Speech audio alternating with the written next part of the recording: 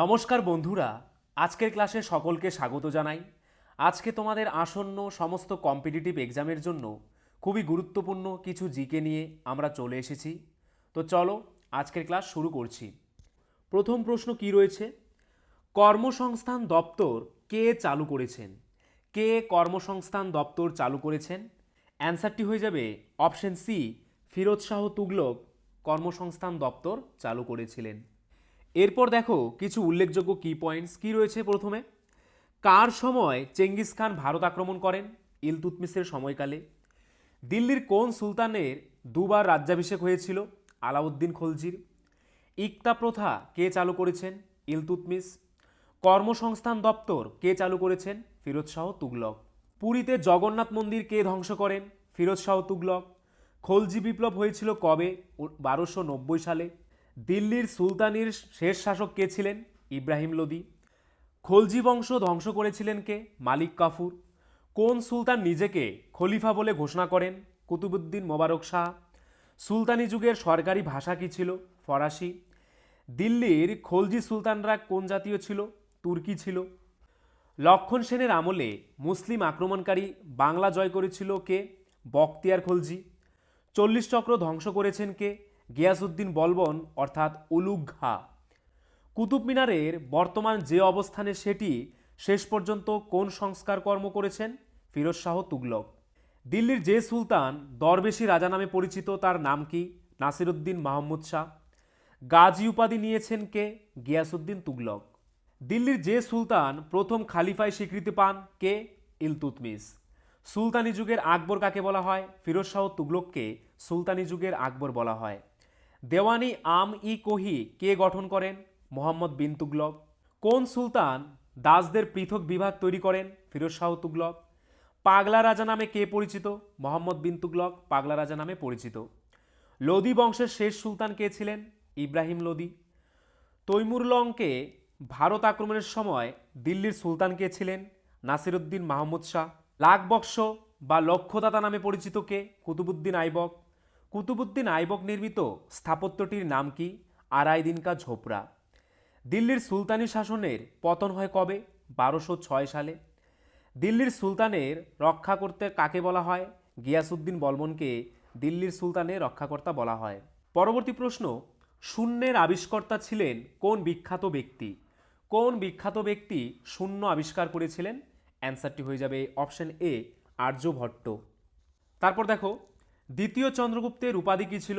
বিক্রমাদিত্য। দ্বিতীয় চন্দ্রগুপ্ত সম্পর্কে জানা যায় বিশাখ দত্তের দেবী চন্দ্রগুপ্তম নাটক থেকে। দ্বিতীয় চন্দ্রগুপ্ত পরম ভাগবত নামে পরিচিত ছিলেন। তিনি প্রথম রৌপ্য মুদ্রা চালু করেছেন। তাহলে কে প্রথম রৌপ্য মুদ্রা চালু করেন? দ্বিতীয় চন্দ্রগুপ্ত। তার রাজসভায় নবরত্ন দেখতে পাই। এই নবরত্ন কারা কারা? কালিদাস, বেতাল ভট্ট, বরাহমিহির, ধন্বন্তরী। ভারতের শেক্সপিয়ার নামে পরিচিত কে? কালিদাস, যাকে ভারতের শেক্সপিয়ার বলা হয়। কৃষ্ণ চরিত্রম সমুদ্রগুপ্তের রচনা।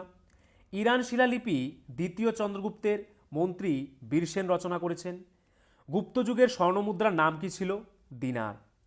প্রাচীন ভারতের শ্রেষ্ঠ গণিত শাস্ত্রবিদ ও জ্যোতির্বিজ্ঞানী কে ছিলেন? আর্যভট্ট। তিনি প্রথম উল্লেখ করেন পৃথিবীর আহ্নিক গতি, অর্থাৎ পৃথিবীর নিজ অক্ষে ঘোরে, যার ফলে দিনরাত্রির সৃষ্টি হয়। সূর্যগ্রহণ ও চন্দ্রগ্রহণের বৈজ্ঞানিক ব্যাখ্যা দেন কে? এই আর্যভট্ট। এক বছরে 365 দিন, তারই গণনা। আর্যভট্ট প্রথম পৃথিবীর বার্ষিক গতির বৈজ্ঞানিক ব্যাখ্যা দেন, অর্থাৎ পৃথিবী যে সূর্যের চারিদিকে ঘোরে তার ব্যাখ্যা দেন। 1 থেকে 9 পর্যন্ত সংখ্যাগুলি আর্যভট্ট প্রথম বর্ণনা করেন। তিনি পায়ের মান নির্ণয় করেন ও বীজগণিত আবিষ্কার করেন। তারপর দেখো কি রয়েছে, মনু সংহিতা। মনুর আইন সংক্রান্ত বিধানাবলীর সংকলন কার্য মনুসংহিতা এই যুগেই রচিত হয়। অপর দুই প্রখ্যাত গণিতজ্ঞ ও জ্যোতির্বিদ হলেন ব্রহ্মগুপ্ত ও বরাহমিহির। ব্রহ্মগুপ্তের রচিত বইগুলির নাম কি? ব্রহ্ম সিদ্ধান্ত, খণ্ডখাদ্য ও ধ্যানগ্রহ। এবং বরাহমিহির কী কী রচনা করেন? পঞ্চসিদ্ধান্ত ও বৃহৎ সংহিতা। দশমিকের ব্যবহার প্রথম গুপ্তযুগেই শুরু হয়। ভাস্কর আবিষ্কার করেন এটি। ব্রহ্মগুপ্ত অভিকর্ষ বলের ইঙ্গিত দেন। তাহলে কে অভিকর্ষ বলের ইঙ্গিত দেন? ব্রহ্মগুপ্ত। পরবর্তী প্রশ্ন, টি শব্দটি কোন খেলার সঙ্গে যুক্ত? TEE এই শব্দটি কোন খেলার সঙ্গে যুক্ত? অ্যান্সারটি হয়ে যাবে অপশন বি, গলফ খেলার সঙ্গে যুক্ত। তারপর দেখো বিভিন্ন খেলার সঙ্গে যুক্ত কিছু উল্লেখযোগ্য শব্দ। কবাডির সাথে যুক্ত শব্দগুলো কি কি? Sitting block, lobby, baulk line, bonus point, losing the cant, super tackle, all out, lona. ক্যারাটের সঙ্গে যুক্ত শব্দগুলো কি কি? Bunker, chukker, mallet. তাসের সাথে যুক্ত শব্দগুলি কি কি? Auction, bridge, chicane, cut, little slam, no trumps, revoke, shuffle. খোখোর সাথে যুক্ত শব্দগুলো কি কি? Chaser, shoulder line, entry diving, dodging, late kho, running, early get up, lobby, free zone. Billiard খেলার সঙ্গে যুক্ত শব্দগুলো কি কি? Baulk line, break, bolting, cannon, cue, stroke. ফুটবলের সাথে যুক্ত শব্দগুলো কি কি? Sweeper, wings, direct free kick, throw in, goal kick, penalty, kick, tiebreaker, sudden death, golden goal, corner kick, foul, centre forward, injury time, hattrick, yellow card, red card, tackle, marking, dribbling, heading, গোলকিপিং, offside. এগুলি হচ্ছে ফুটবলের সঙ্গে যুক্ত কিছু উল্লেখযোগ্য শব্দ। তারপরে দেখো বক্সিংয়ের সাথে যুক্ত শব্দগুলো কি কি? Baseball, bunker, hole, caddie, dormie, football, links, par, putt, tee, stymie, rough. বাস্কেটবলের সাথে যুক্ত শব্দগুলো কি কি? Ball, basket, blocking, dribbling, free throw, held ball, jump ball, pivot. Table টেনিসের সঙ্গে যুক্ত শব্দগুলো কি কি? ব্যাকস্পিন, লুপ, চপ, পেন হস্তন্ত্রীপ, পুশ, স্পিন, টুইডল। ভলিবলের সাথে যুক্ত শব্দগুলো কি কি? Baseline, blocking, doubling, foot fault, jump set, লা ball, volley, windmill service, point, game, quick smash, net shot, deuce, bird, rush ও ডবল ড্রপ। ব্যাডমিন্টনের সাথে যুক্ত শব্দগুলো কি কি? Deuce, advantage, ground stroke, ace service, slice, double fault, out, net, game, drop shot. ক্রিকেটের সাথে যুক্ত শব্দগুলো কি কি? পিচ, উইকেট, বোলিং ও popping crease, boundary, over boundary, bye run, leg bye run, no ball, white ball, run out, LBW, bowled out, caught out, stumped out, hit wicket out, century, half century, maiden over, drive, stroke, umpire, spinner, slip, googly, silly mid off, cover drive, gully point, chinaman, off break ও square leg. Lawn টেনিসের সাথে যুক্ত শব্দগুলো কি কি? Punch, break, cut, defence, knock, uppercut, win by knockout, weigh in, rabbit punch. হকির সাথে যুক্ত শব্দগুলো কি কি? Backsticks, bully, carry, dribble, carried corner, penalty corner, zonal marking, 16 yard hit, scoop, goal line, green card ও click. বেসবলের সাথে যুক্ত শব্দগুলো কি কি? বস, battery, bunting, catcher, diamond, hitter, home, infield, outfield, shortstop, pull out, pitcher plate ও pitch. দাবার সাথে যুক্ত শব্দগুলো কি কি? Bishop, castling, capture, checkmate, draw gambit, grandmaster, Oscar, under promoting, pawn, knight, king, rook, counter attack, defence, fight, 50 move rule, fork, rapid play, squeeze, resign. তারপর দেখো diamond শব্দটি কোন খেলার সঙ্গে যুক্ত? বেসবল। গ্যাম্বিট শব্দটি কোন খেলার সঙ্গে যুক্ত? দাবা। এগুলি কিন্তু খুবই ইম্পর্টেন্ট প্রশ্ন, এগুলোর থেকে কিন্তু তোমাদের প্রশ্ন থাকবেই। ফোরসাম শব্দটি কোন খেলার সঙ্গে যুক্ত? গলফ। ব্রেক শব্দটি বিলিয়ার্ড। ডিউস শব্দটি কোন খেলার সঙ্গে যুক্ত? Badminton, table tennis, loan tennis. Jockey শব্দটি কোন খেলার সঙ্গে যুক্ত? ঘোড় দৌড়ের সঙ্গে জকি শব্দটি যুক্ত। চেক শব্দটি কোন খেলার সঙ্গে যুক্ত? দাবা। পরবর্তী প্রশ্ন, কোথায় অন্ধকূপ হত্যা ঘটেছিল? কোথায় অন্ধকূপ হত্যা ঘটেছিল? অ্যান্সারটি হয়ে যাবে অপশন এ, কলকাতায় অন্ধকূপ হত্যা ঘটেছিল। অন্ধকূপ হত্যা একটি বহুল প্রচারিত সেনা হত্যাকাণ্ড যা ব্রিটিশ আমলে কলকাতায় সংঘটিত হয়েছিল বলে উল্লেখ করা হয়েছে। বর্ণিত হয়েছে যে ব্রিটিশ সরকার কর্তৃক নির্মিত ফোর্ট উইলিয়াম দুর্গের অভ্যন্তরে জালানাবিহীন ক্ষুদ্রাকৃতির একটি কামরায় 1756 খ্রিস্টাব্দের 20 জুন বা 20 জুন তারিখে 146 জন ইংরেজকে কারারুদ্ধ করা হয়েছিল। তারপর দেখো সিরাজউদ্দৌলা কোন কোন জায়গার নবাব ছিলেন? বাংলা, বিহার ও উড়িষ্যা নবাব ছিলেন কে? সিরাজ উদ্দৌলা। রাজত্ব কত সময় করেছিল? 9 এপ্রিল 1756 থেকে 23 জুন 1757। পূর্বসূরি কে ছিলেন? আলীবর্দী খান। উত্তরসূরি কে? মীর জাফর। জন্ম কোথায়? মির্জা মুহাম্মদ সিরাজউদ্দৌলা 1773 খ্রিস্টাব্দে মুর্শিদাবাদ অর্থাৎ সুবা বাংলায় জন্মগ্রহণ করেন। মৃত্যু 2 জুলাই 1757 খ্রিস্টাব্দে মাত্র 23 থেকে 24 বছর বয়সে মুর্শিদাবাদ, যেখানে কোম্পানি রাজ করত, সেখানে তার মৃত্যু হয়। তার সমাধি কোথায় অবস্থিত? খোশবাগ, মুর্শিদাবাদ, পশ্চিমবঙ্গ, ভারত। অর্থাৎ ভারতের পশ্চিমবঙ্গের মুর্শিদাবাদের খোশবাগে তার সমাধি অবস্থিত। তার দাম্পত্য সঙ্গী কে ছিলেন বা তার স্ত্রী কে ছিলেন? লুৎফুন্নেসা বেগম। পরবর্তী প্রশ্ন, ভারতের উত্তরতম বিন্দু কোনটি? ভারতের উত্তরতম বিন্দু কোনটি? অ্যান্সারটি হয়ে যাবে অপশন এ, ইন্দিরা কোল ভারতের উত্তরতম বিন্দু। ইন্দিরা কোল হল ভারতের উত্তরতম বিন্দু। এটি জম্মু ও কাশ্মীরের উত্তর সীমান্তের একটি গুরুত্বপূর্ণ স্থানে অবস্থিত, যেখানে 4টি দেশের সীমানা মিলিত হয়েছে: ভারত, পাকিস্তান, আফগানিস্তান এবং চীন। ইন্দিরা কোল হল ভারতের উত্তরতম বিন্দু এবং আন্দামান ও নিকোবর দ্বীপপুঞ্জের ইন্দিরা পয়েন্টের দক্ষিণতম, অর্থাৎ ভারতের দক্ষিণতম বিন্দুর নাম কি? ইন্দিরা পয়েন্ট। তারপর দেখো জিব্রাল্টার প্রণালী। এটি ভূমধ্যসাগর ও আটলান্টিক মহাসাগরকে সংযোজনকারী একমাত্র প্রাকৃতিক পথ, যার নাম কি? জিব্রাল্টার প্রণালী। তারপর দেখো অন্যান্য বিভিন্ন প্রণালীগুলি কি কি? হরমুজ প্রণালী পারস্য উপসাগর ও ওমান উপসাগরকে যুক্ত করেছে এই হরমুজ প্রণালী। মালাক্কা প্রণালী মালয় উপদ্বীপ এবং সুমাত্রাকে পৃথক করেছে, যুক্ত করেছে ভারত মহাসাগর ও দক্ষিণ চীন সাগরকে। তারপর কি রয়েছে দেখো ডোভার প্রণালী, যার দৈর্ঘ্য 34 কিমি। এটি ইংল্যান্ড ও ফ্রান্সকে পৃথক করেছে। তারপর ম্যাজেলান প্রণালী, এটি আটলান্টিক মহাসাগর ও প্রশান্ত মহাসাগরকে যুক্ত করেছে এবং দক্ষিণ আমেরিকার মূল ভূখণ্ড থেকে তিয়েরা দেল ফুয়েগোকে পৃথক করেছে। তারপরে আছে দেখো বেরিং প্রণালী, এটি কত দৈর্ঘ্য? 85 কিমি।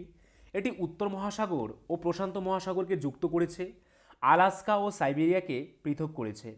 তারপর রয়েছে পক প্রণালী, এটি তামিলনাড়ু ও শ্রীলঙ্কাকে পৃথক করেছে এবং প্রাকৃতিক সম্পদে পরিপূর্ণ এই পক প্রণালী। তারপর কি রয়েছে ডেনমার্ক প্রণালী, এটি উত্তর মহাসাগরকে উত্তর আটলান্টিক মহাসাগরের সাথে সংযুক্ত করেছে।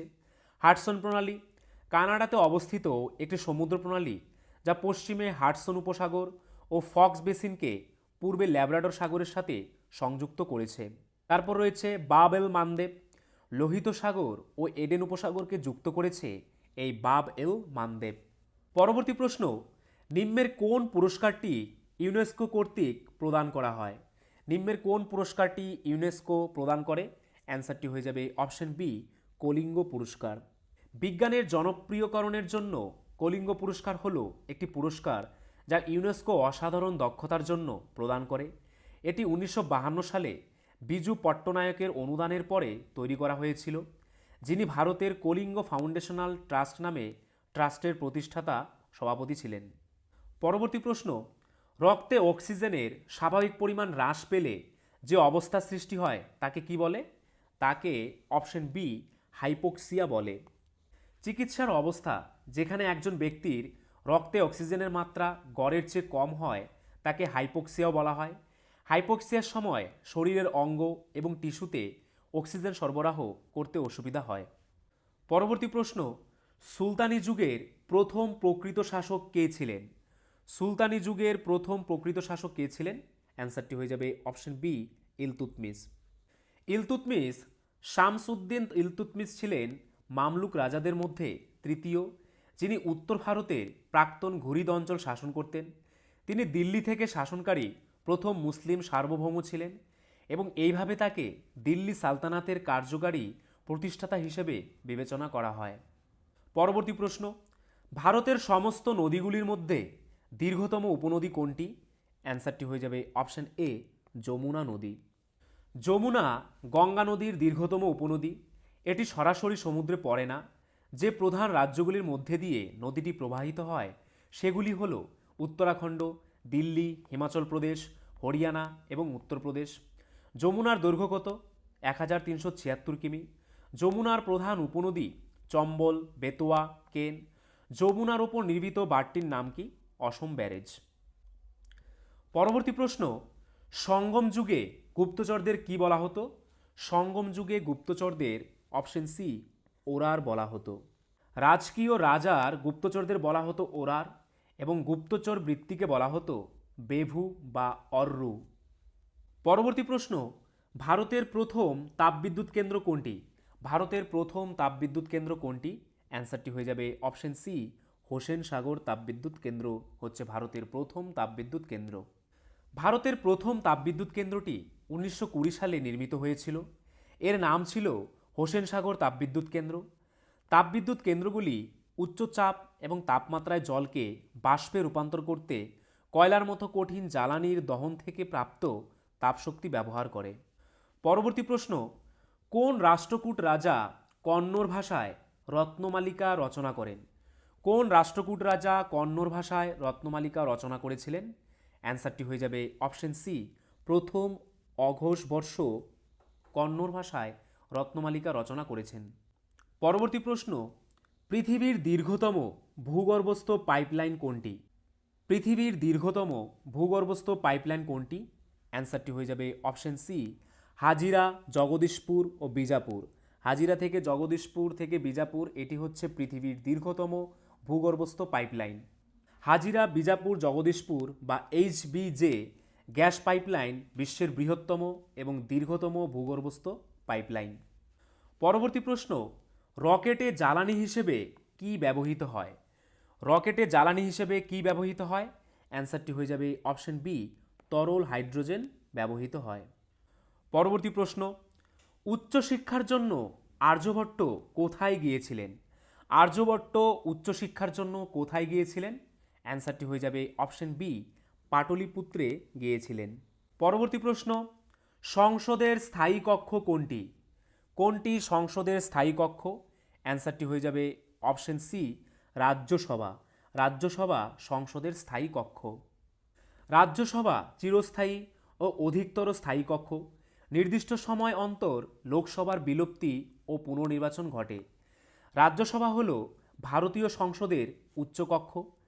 রাজ্যসভা রাজ্য এবং কেন্দ্রশাসিত অঞ্চলগুলির প্রতিনিধি এবং ভারতের রাষ্ট্রপতি কর্তৃক মনোনীত ব্যক্তিদের নিয়ে গঠিত। ভারতের উপরাষ্ট্রপতি হলেন রাজ্যসভার পদাধিকার বলে চেয়ারম্যান। রাজ্যসভাও তার সদস্যদের মধ্যে থেকে একজন ডেপুটি চেয়ারম্যানকে বেছে নেয়।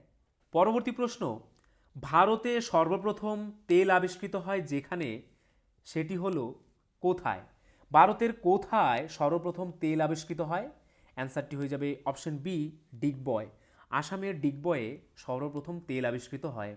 1889 সালে আসামের ডিগবয়ের কাছে প্রথম তেল উৎপাদন শুরু হয়। এটি ছিল ভারতের প্রথম তৈলক্ষেত্র। পরবর্তী প্রশ্ন, কাকে মারাঠা রাজনীতির চাণক্য বলা হয়? অ্যান্সারটি হয়ে যাবে অপশন সি নানা ফড়নবিশকে মারাঠা রাজনীতির চাণক্য বলা হয়। পরবর্তী প্রশ্ন, কোন স্তন্যপায়ী প্রাণীর হৃদস্পন্দন সবচেয়ে কম? কোন স্তন্যপায়ী প্রাণীর হৃদস্পন্দন সবচেয়ে কম? অ্যান্সারটি হয়ে যাবে অপশন বি নীলতিমির হৃদস্পন্দন সবচেয়ে কম। বৃহত্তম স্তন্যপায়ী প্রাণী নীলতিমি একটি সোফার আকারের হৃৎপিণ্ড রয়েছে এবং তাদের হৃদস্পন্দন প্রতি মিনিটে 2টির মতো কম রেকর্ড করা হয়েছে। যে কোনো উষ্ণ রক্তের স্তন্যপায়ী প্রাণীর হৃদস্পন্দন সবচেয়ে ধীর প্রকৃতির হয়। পরবর্তী প্রশ্ন, পর্যায় সারণীর কোন পর্যায়টি অসম্পূর্ণ? পর্যায় সারণীর কোন পর্যায়টি অসম্পূর্ণ? অ্যান্সারটি হয়ে যাবে অপশন ডি সপ্তম পর্যায়টি অসম্পূর্ণ। ষষ্ঠ পর্যায়টি হল সবচেয়ে দীর্ঘ পর্যায়, যেখানে 32টি মৌল রয়েছে। সপ্তম পর্যায়টি হল অসম্পূর্ণ পর্যায়। পরবর্তী প্রশ্ন, পশ্চিমঘাট ভারতের পশ্চিম উপকূলের একটি গুরুত্বপূর্ণ পর্বতপ্রণালী। এই ঘাট শব্দের অর্থ কী? এই ঘাট শব্দের অর্থ কী? অ্যান্সারটি হয়ে যাবে অপশন ডি গিরিপথ। পশ্চিমঘাট হল একটি পর্বতশ্রেণী যা উপদ্বীপীয় ভারতের পশ্চিম উপকূল থেকে প্রবাহিত হয়। হিন্দিতে ঘাট শব্দের অর্থ হল নদী অবতরণ সোপান বা পার্বত্য গিরিপথ। এটি হিমালয় পর্বতমালার চেয়ে প্রাচীন। এটি সাহাদ্রি নামেও পরিচিত। এটি ইউনেস্কোর বিশ্ব ঐতিহ্যবাহী স্থান হিসেবে স্বীকৃতিপ্রাপ্ত। পরবর্তী প্রশ্ন, পিত্তরসে কোন উৎসেচকটি থাকে? পিত্তরসে কোন উৎসেচক থাকে? অ্যান্সারটি হয়ে যাবে অপশন ডি পিত্তরসে কোনো উৎসেচকই থাকে না। পিত্তরসে কোনো উৎসেচক বা এনজাইম থাকে না। পিত্তরস খাদ্যের অম্লভাব প্রশমিত করে এবং ক্ষারীয় পরিবেশ সৃষ্টি করে। পরবর্তী প্রশ্ন, যার লেখার দ্বারা মহাত্মা গান্ধী গভীরভাবে প্রভাবিত হয়েছিলেন তিনি কে? বা কার লেখার দ্বারা মহাত্মা গান্ধী গভীরভাবে প্রভাবিত হয়েছিলেন? অ্যান্সারটি হয়ে যাবে অপশন ডি, লিও টলস্টয়ের লেখার দ্বারা। পরবর্তী প্রশ্ন, হিমমিশ্রের তাপমাত্রা কত? খুবই গুরুত্বপূর্ণ একটি প্রশ্ন। হিমমিশ্রের তাপমাত্রা কত হয়? অ্যান্সারটি হয়ে যাবে অপশন বি, -23°C হিমমিশ্রের তাপমাত্রা। যেসব মিশ্রণ দিয়ে খুব কম উষ্ণতার সৃষ্টি করা যায় সেই সব মিশ্রণকে হিমমিশ্র বলে। যেমন 3 ভাগ ওজনের বরফ গুঁড়ার সঙ্গে 1 ভাগ ওজনের সাধারণ লবণ মেশালে মিশ্রণের উষ্ণতা ক্রমশ কমে প্রায় -23°C হয়, একেই হিমমিশ্র বলে। পরবর্তী প্রশ্ন, রাষ্ট্রপুঞ্জের সাধারণ অধিবেশনে প্রথম যে ভারতীয় মহিলা ভাষণ দেন তিনি কে ছিলেন?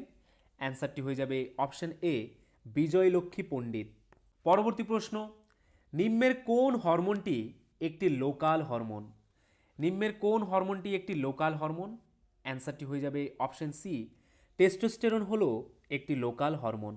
যে হরমোনের ক্রিয়া সাধারণত উৎসস্থল বা উৎস গ্রন্থিতে সীমাবদ্ধ তাদের লোকাল হরমোন বলে। যেমন টেস্টোস্টেরন, সিক্রেটিন, গ্যামট্রিন, কোলিসিস্টোকাইনিন, প্যানক্রিওজাইনিন, প্রোস্টাগ্ল্যান্ডিন, ব্রাডিকাইনিন, হিস্টামিন, এন্টারোগ্যাস্টিন ইত্যাদি এগুলি হচ্ছে লোকাল হরমোন। পরবর্তী প্রশ্ন, ভারত একটি সার্বভৌম রাষ্ট্র বলতে কি বোঝায়? ভারত একটি সার্বভৌম রাষ্ট্র এটি বলতে কি বোঝায়? অ্যান্সারটি হয়ে যাবে অপশন এ, ভারত কোনো বিদেশি রাষ্ট্রের অধীন নয়। ভারত কোনো বিদেশি রাষ্ট্রের অধীন নয়, তাই ভারত একটি সার্বভৌম রাষ্ট্র। ভারতের সংবিধানের প্রস্তাবনা অনুযায়ী ভারত একটি সার্বভৌম, সমাজতান্ত্রিক, ধর্মনিরপেক্ষ, গণতান্ত্রিক প্রজাতন্ত্র। সার্বভৌম শব্দের অর্থ হল ভারত একটি মুক্ত দেশ যেখানে কোনো বহিরাগত উৎস থেকে কোনো হস্তক্ষেপ ছাড়াই নিজেকে শাসন করার সম্পূর্ণ অধিকার রয়েছে। পরবর্তী প্রশ্ন, ফিউজ তারের বৈশিষ্ট্য কী? একটি ফিউজ তারের বৈশিষ্ট্য কী? অ্যান্সারটি হয়ে যাবে অপশন বি, একটি ফিউজ তারের রোধ বেশি হয় ও গলনাঙ্ক কী হয়? কম হয়। তারপর দেখো কিছু কি পয়েন্টস লক্ষ্য করো কি রয়েছে। কোন বস্তুতে আধানের অস্তিত্ব নির্ণয়ের যন্ত্রের নাম কি? তড়িৎবীক্ষণ যন্ত্র। বেকিং পাউডারের মূল উপাদানের সংকেত কি? CaCO3। কোন পদার্থের বিদ্যুৎ পরিবাহিতা সবচেয়ে বেশি? রূপোর। বরফ জলে ভাসে কেন? বরফের তুলনায় জলের ঘনত্ব বেশি বলে বরফ জলে ভাসে। পরমাণুর নিউক্লিয়াসে কি কি থাকে? নিউট্রন ও প্রোটন থাকে। গাড়ির ব্যাটারিতে কোন অ্যাসিড ব্যবহৃত হয়? সালফিউরিক অ্যাসিড ব্যবহৃত হয়। কোন জ্বালানি পোড়ালে সালফার ডাইঅক্সাইড বাতাসে যুক্ত হয়? পেট্রোল পোড়ালে সালফার ডাইঅক্সাইড বাতাসে যুক্ত হয়। টেলিফোনের লাইনের মধ্যে দিয়ে কি প্রবাহিত হয়? চৌম্বক শক্তি প্রবাহিত হয়। কোন যন্ত্রের সাহায্যে যান্ত্রিক শক্তিকে বিদ্যুৎ শক্তিতে রূপান্তরিত করা হয়? ডায়নামো যন্ত্রের সাহায্যে। কোন রং বেশি দূর থেকে দেখা যায়? লাল রং অনেক দূর থেকে দেখা যায়। কোন পদার্থটি বিদ্যুৎ পরিবাহী নয়? রাবার। কোনটিকে চুম্বকে পরিণত করা যায়? ইস্পাতকে চুম্বকে পরিণত করা যায়। কোনটি একটি মৌলিক পদার্থ? লোহা। কোন ধাতু স্বাভাবিক তাপমাত্রায় তরল থাকে? পারদ হচ্ছে এমন একটি ধাতু যেটি স্বাভাবিক তাপমাত্রায় তরল অবস্থায় থাকে। স্টেইনলেস স্টিলের অন্যতম উপাদান কি?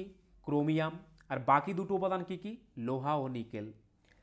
সর্বাপেক্ষা হালকা গ্যাস কোনটি? হাইড্রোজেন হচ্ছে সবচেয়ে হালকা গ্যাস। কোনটির আয়তন নেই? গ্যাসীয় পদার্থের কোনো আয়তন বা আকার নেই। পরবর্তী প্রশ্ন, যৌগিক পদার্থ নয় কোনটি? বায়ু কিন্তু কোনো যৌগিক পদার্থ নয়। ফসফিন কি জাতীয় পদার্থ? ফসফিন একটি যৌগিক পদার্থ। হ্যালো তড়িৎ প্রবাহ মাত্রার ব্যবহারিক একক কি? অ্যাম্পিয়ার। তড়িৎচালক বল মাপার এককের নাম কি? পটেনশিওমিটার।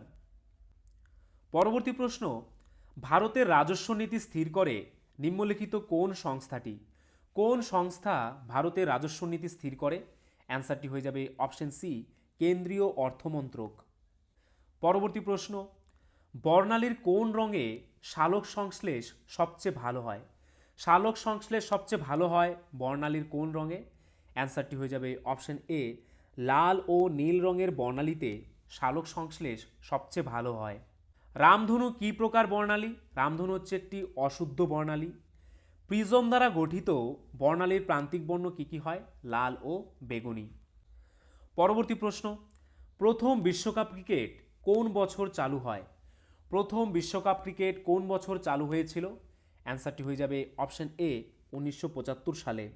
1975 ক্রিকেট বিশ্বকাপ ছিল আন্তর্জাতিক ক্রিকেট কাউন্সিল বা আইসিসি কর্তৃক বিশ্বকাপ ক্রিকেটের প্রথমবারের মতো আয়োজিত প্রতিযোগিতা। স্বাগতিক দেশ হিসেবে 1975 সালের 7 থেকে 21 জুন তারিখ পর্যন্ত ইংল্যান্ডের 5টি শহরের 6টি মাঠে অনুষ্ঠিত হয়। পরবর্তী প্রশ্ন, দক্ষিণ ভারতের কোন রাজ্যটি তার নৌশক্তির জন্য বিখ্যাত ছিল? দক্ষিণ ভারতের কোন রাজ্যটি তার নৌশক্তির জন্য খুবই বিখ্যাত ছিল? অ্যান্সারটি হয়ে যাবে অপশন বি, চোল রাজ্যটি তার নৌশক্তির জন্য বিখ্যাত ছিল। পরবর্তী প্রশ্ন, কোন বাংলা সাহিত্যকর্ম মিল্টনের প্যারাডাইস লস্টের অনুসরণে লিখিত? বিখ্যাত একটি উপন্যাস মিল্টনের প্যারাডাইস লস্ট, এর অনুসরণে কোন বাংলা সাহিত্যকর্ম লিখিত হয়েছে? অ্যান্সারটি হয়ে যাবে অপশন সি, মেঘনাদবধ কাব্য। এটি একটি মহাকাব্য যা ব্ল্যাঙ্ক ভার্স বা মুক্ত ছন্দে রচিত। মহাকাব্যটি বাইবেলের কাহিনীর ওপর ভিত্তি করে রচিত। প্রথম খণ্ডে মিল্টনের উদ্দেশ্য লক্ষ্য করা যায় মূলত মানুষের প্রতি ঈশ্বরের দৃষ্টিভঙ্গিকে প্রকাশ করা।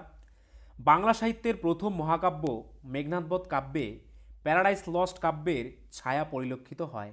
তো ফ্রেন্ডস, এই ছিল আজকের ভিডিও।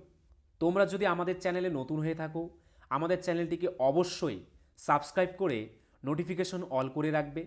তার পাশাপাশি তোমরা যদি আমাদের পুলিশের ব্যাচে অ্যাডমিশন নিতে চাও, তাহলে আমাদের স্ক্রিনে দেওয়া নাম্বারে একবার এক্ষুনি হোয়াটসঅ্যাপ করে নাও।